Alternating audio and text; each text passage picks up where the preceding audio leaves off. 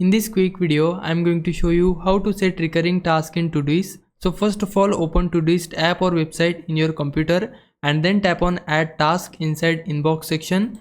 Now enter your task here. So let's say I want to add a workout task here. So I need to mention that here. So firstly, I need to type here workout and then mention when you want to do your workout. So I want to do my workout on every Monday. So we need to just mention that thing here and then also mention your time. And now Todoist will automatically set your task as recurring task on every Monday at 10 AM. You can see all these things here. You can also add a reminder here so that it will remind you before your workout time, and then tap on add task. Now our task has been added here. So my task is on Monday, so I can find it in the upcoming section, and here you can see this is the task I have scheduled for Monday. If you complete the task, then tap on this checkmark icon and then the task will be scheduled for its next time, which will be on the next Monday. You can see here, which will be on 19th May on Monday.